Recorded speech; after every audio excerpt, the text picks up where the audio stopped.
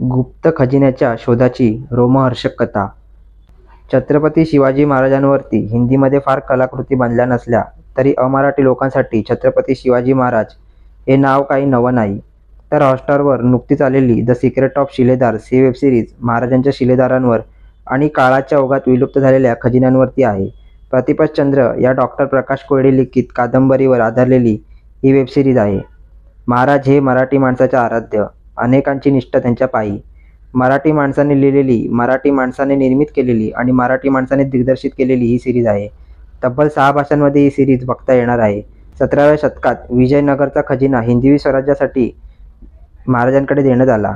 महाराजांच्या पश्चात त्यांच्या खजिन्याची जबाबदारी त्यांच्या शिलेदारांनी घेतली. त्यांच्या पिढ्यानपिढ्या त्याची प्राणपणाने राखण करत आहेत. त्या खजिन्यात फक्त विजयनगरची संपत्ती नव्हती, तर त्यात होता मराठ्यांचा मानबिंदू, स्वराज्याचा अमूल्य दागिना. गेली 350 वर्ष या खजिन्यासाठी एक छुपं युद्ध सुरू आहे. शिलेदारांना या खजिन्याचं रक्षण करायचं आहे, तर शत्रूंना तो खजिना मिळवायचा आहे. या युद्धात सामील होते एक नवीन तरुण शिलेदार, डॉक्टर रविकुमार म्हणजेच राजीव खंडेलवाल, आणि सुरू होते त्याच खजिन्याचा शोध. या प्रवासात त्यांच्या साथीला असतात प्रियल म्हणजेच सई ताम्हणकर आणि आदी म्हणजेच गौरव अलमानी. समोर आलेल्या संकटांना तोंड देत हे तिघे खजिन्यापर्यंत पोहोचू शकतील का, याचं उत्तर या वेबसिरीजमध्ये आपल्याला मिळते. अतिशय रोमहर्षक आणि उत्कंठावर्धक अशी ही सिरीज आहे.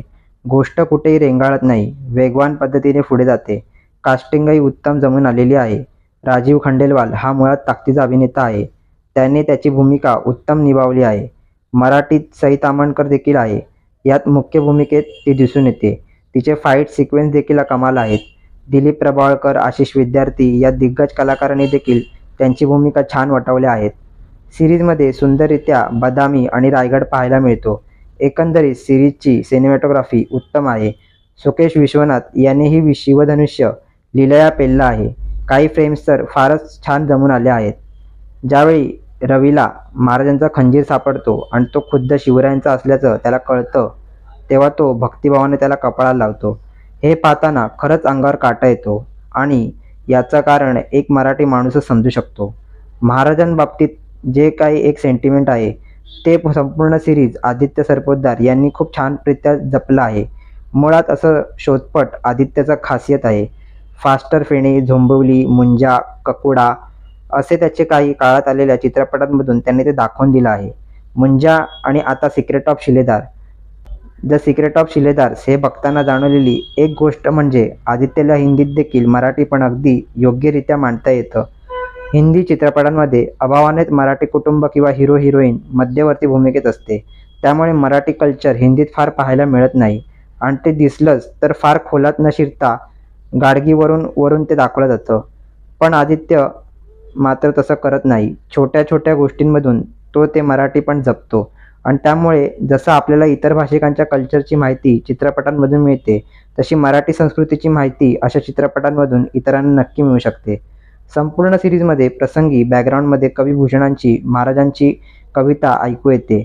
शेवटच्या सीनमध्ये शिवगर्जना आणि रायगडचं भव्य स्वरूप पाहताना खूप भारी वाटतं. संपूर्ण सिरीज उत्तम जमून आली आहे आणि नक्कीच बघण्यासारखी आहे. पण यात अजून डिटेल्स ॲड करता आले असते असं वाटतं. भूतकाळातल्या काही गोष्टी उलगडून दाखवता आल्या असत्या. सिरीजच्या शेवटी जेव्हा रवी त्याचं नाव सांगतो तेव्हा तो बहिर्जी नायकांचा वंशज असल्याचा अंदाज बांधता येतो, पण त्याचा कोणताही उल्लेख नाही. त्यामुळे ज्या 8 शिलेदारांची ही संघटना आहे आणि त्याचे मुख्य म्हणजे स्वराज्याचे गुप्तहेर प्रमुख बहिर्जी नाईक यांचा रवी वंशज आहे हे कुठेही नीटपणे कळत नाही. फक्त पुस्तक वाचलेल्यांना ते नक्की माहीत आहे. त्यामुळे अजून एखादा एपिसोड वाढवून थोडे डिटेल्स देता आले असते एवढं सिरीज पाहताना वाटलं. शेवटच्या एपिसोडमध्ये अरे संपलं पण असं वाटून जातं. या सिरीजचं हे मोठं श्रेय आहे. आपला इतिहास लोकांपर्यंत आणि पुढच्या पिढीपर्यंत पोचवायचा असेल तर ही सिरीज जास्तीत जास्त लोकांनी पाहायला हवी. आपण साऊथ कल्चर आणि त्यांचा कनेक्ट जितक्या सहज आपल्याला करतो, तसंच आपलं सशक्त कनेक्ट ही इतर भाषांची नक्कीच पाहायला करतील अशी खात्री आहे. बिंग वॉच अशी ही सिक्रेट ऑफ शिलेदार्स हॉटस्टारवरतील सहकुटुंब सहपरिवार आपण नक्की पाहू शकता. आणि ही व्हिडिओ तुम्हाला कशी वाटली तुम्ही लाईक करा, सबस्क्राईब करा आणि कमेंट करून नक्की कळवा. धन्यवाद.